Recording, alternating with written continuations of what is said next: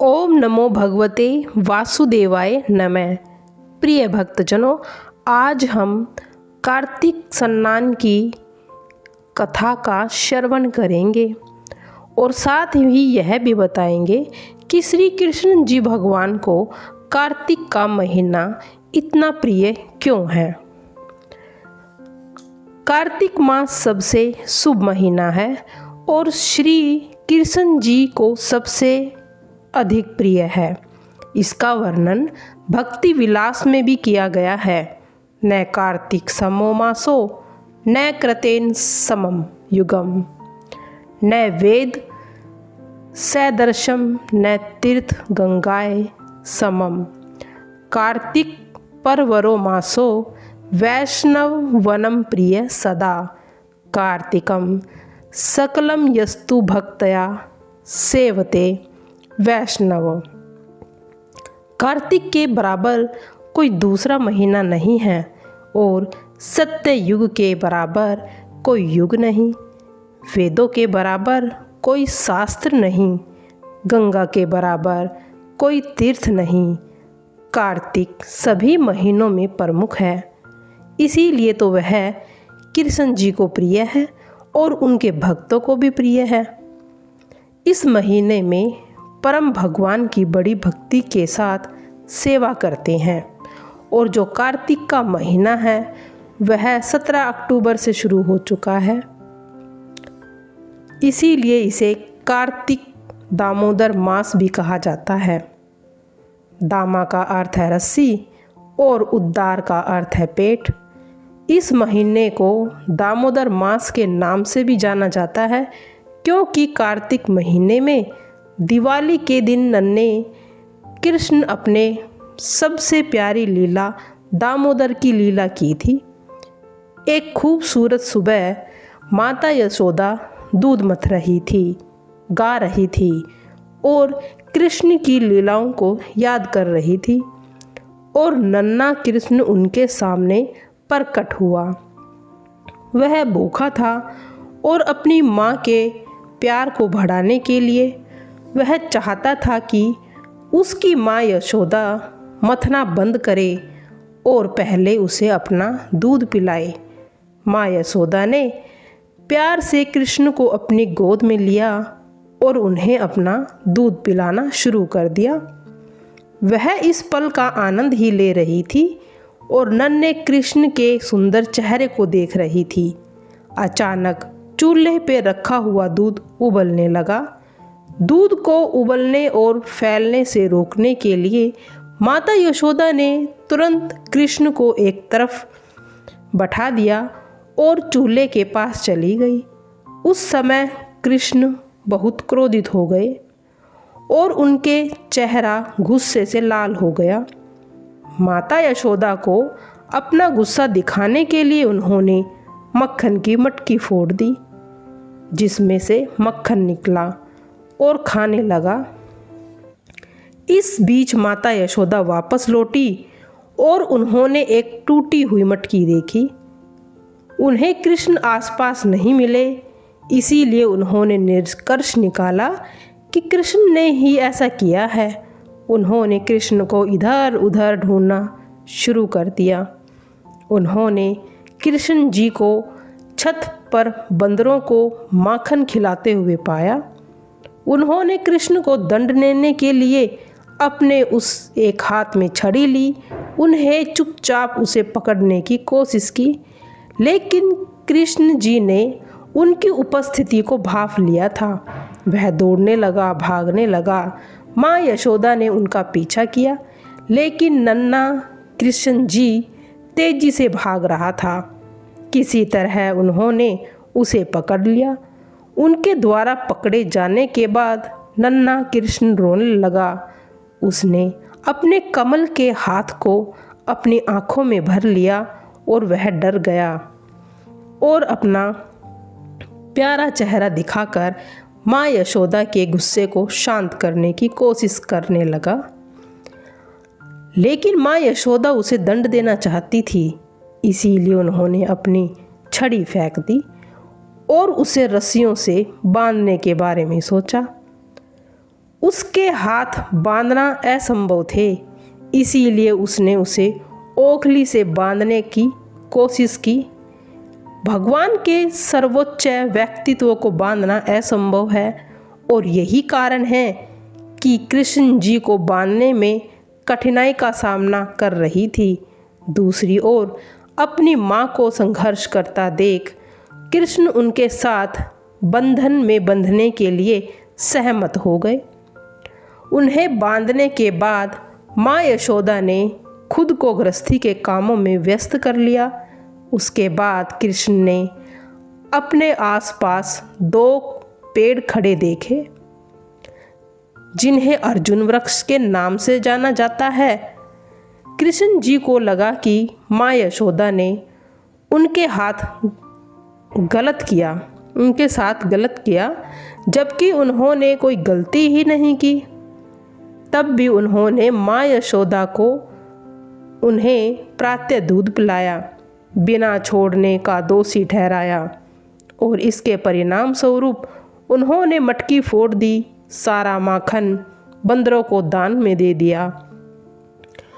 उसने कुछ गलत नहीं किया था, इसीलिए पहले से अधिक शरारत करने के लिए उन्होंने 2 बड़े अर्जुन के पेड़ों को उखाड़ने की योजना बनाई। लगातार ओखली को खींचने के कारण अर्जुन का पेड़ उखड़ गया और कुबेर के 2 पुत्र नलपुवर और मणिग्रीव उन पेड़ों से प्रकट हुए। उन्होंने नारद मुनि ने श्राप दिया था, इसीलिए वे अर्जुन के पेड़ बन गए थे। कृष्ण की ऐसी अवहत कृपा से देवताओं के जीवन में पहुंच गए और भगवान के महान भक्त बन गए। पेड़ के गिरने की गड़गड़ाहट की आवाज़ सुनकर माता यशोदा नंद महाराज सहित गोकुल के निवासी मौके पर भाग कर आए। उन्होंने देखा कि पेड़ गिर गए और उन्हें कोई कारण नहीं पता चला कि वो क्यों गिरे, किस लिए। उन्होंने सोचा कि यह किसी राक्षस ने किया है। इस प्रकार दामोदर लीला के माध्यम से कृष्ण ने हमें दिखलाया कि कैसे उन्हें प्रेम, स्नेह और भक्ति की डोर से बांध सकता है। भगवान कृष्ण कहते हैं, सभी पौधों में से मुझे तुलसी का पौधा प्रिय है। सभी महीनों में से कार्तिक का महीना मुझे सबसे प्रिय है। और पद्म पुराण के उत्तरखंड में भी 112 पेज पे यही बताया गया है। भगवान श्री कृष्ण को प्रसन्न करने के लिए उनकी छोटी मोटी भक्ति से खुश हो जाते हैं। प्रिय भक्तजनों, आइए अब सुनेंगे कार्तिक सन्नान की एक बड़ी विचित्र कथा। एक समय की बात है, किसी नगर में एक बूढ़ा व्यक्ति रहता था और उसकी 7 बहुएं थी। एक बार कार्तिक का महीना आया और उसने अपनी बहुओं से कहा कि मैं कार्तिक का स्नान करूँगा, क्या तुम इसे निभा दोगी? 7 बहुओं में से 6 बहुओं ने मना कर दिया, लेकिन बड़ी बहू ने कहा कि मैं निभा दूँगी। बूढ़ा हर रोज़ सुबह उठता, नदी में स्नान करके आता। गीली धोती को वह बड़ी बहू के आंगन में सुखा देता था। जैसे जैसे उस गीली धोती में से पानी की बूंदें जमीन पर गिरती, वैसे ही वह हीरे मोतियों में बदल जाती। धोती से हीरे मोती देखकर 6 बहुओं से रहा नहीं गया और बोली कि हम भी ससुर जी को अपने यहाँ नहाने को बोलते हैं। उन्होंने कहा कि पिताजी, आप कल से हमारे यहाँ कार्तिक नहा लेना। बूढ़े ने कहा, ठीक है, मुझे तो नहाना ही है, मैं तुम्हारे यहाँ नहा लूँ, चाहे कहीं भी नहा लूँ। बूढ़ा सुबह सवेरे स्नान करके आया और धोती उसे दूसरी बहू के आंगन में सूखने के लिए डाल दी, लेकिन यहाँ हीरे मोती की बजाय कीचड़ टपकने लगा। बहुओं ने यह देखा कि आप हमारे यहाँ पाप का स्नान कर रहे हो, इसीलिए यहाँ से जाओ और बड़ी बहू के ही स्नान करो। बूढ़ा वापस बड़ी बहू के यहाँ आया और कार्तिक का स्नान करने लगा। स्नान करके उसने फिर धोती सुखाई तो फिर से हीरे मोती गिरने लगे। अब कार्तिक का महीना समाप्त होने को था। बूढ़ा चिंता में पड़ गया तो बड़ी बहू ने इसका कारण पूछा। उसने कहा कि कार्तिक स्नान समाप्त होने को है और मेरा मन है कि मैं सारे परिवार को एक दिन खाने का न्योता दूं। बड़ी बहू ने कहा, पिताजी इसमें चिंता की क्या बात है, आप सभी को बुला लें, खाना मैं बना दूंगी। बूढ़ा सभी को निमंत्रण देने गया तो बहुओं ने कहा कि जब तक यह घर पर रहेगी हम खाने पर नहीं आएंगे। बूढ़ा पिता से चिंता में घिर गया कि ऐसे कैसे होगा और वह सूखने लगा। बूढ़े को सूखता देख बड़ी बहू ने कहा, पिताजी अब आपको क्या चिंता है।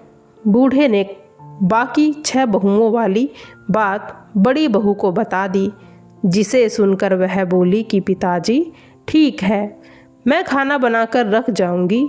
और उसने वैसा ही किया।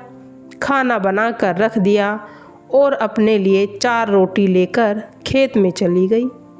इधर 6 बहुओं ने खाना खा लिया, लेकिन जाने से पहले बाकी बचे खाने में कंकड़ पत्थर डाल गई कि बड़ी बहू आएगी तो परेशान हो गई। इधर खेत में बैठकर बड़ी बहू कहने लगी कि राम जी की चिड़िया, राम जी का खेत, चुग लो चिड़िया भर भर पेट, मेरे ससुर ने घर में जगह दी है और मैंने खेत में। चिड़िया को बाजरा डालकर वह घर आ गई। घर आई तो बूढ़ा फिर उदास बैठा था। उसने फिर पूछा कि पिताजी यह उदासी क्यों, सब ठीक ठाक निमट गया ना। वह बोला, सब ठीक ठाक निमट गया, लेकिन वह तेरी देवरानी बाकी बचे खाने में तो कंकड़ और पत्थर मिट्टी डाल गई। बहू ने कहा, कोई बात नहीं पिताजी, मैं अपने लिए 4 रोटी फिर बना लूँगी। बहू बूढ़े से बात कर घर के भीतर जाकर खाने को देखती है, लेकिन वह देखती क्या है, जिस खाने में सब कंकड़ पत्थर डालकर गई थी वह तो हीरे मोती में बदल गए। घर की जगह महल हो गया और धन दौलत से घर भर गया। अन्न के भंडार घर में भरे पड़े। वह बूढ़े को बुलाकर कहती है, पिताजी आपने तो कहा था मेरे लिए कुछ नहीं बचा, लेकिन यहाँ तो हीरे मोतियों के भंडार हो गए। पूरे घर में धन की वर्षा हो रही है। साधारण सा घर महल में बदल गया। बूढ़ा सब चीज़ें देखकर बोला, बेटी तुमने सच्चे मन से कार्तिक स्नान सच्चे मन से निभाया था, लेकिन बाकी बहुओं ने पापी मन से इसे निभाया। इसीलिए कार्तिक देवता तुमसे प्रसन्न हुए और तुम्हें यह फल दिया।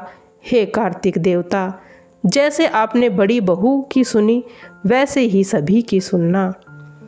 जय श्री कृष्ण जी भगवान, तेरी सदा ही जय हो। अपनी कृपा दृष्टि सभी भक्तजनों पर बनाए रखना।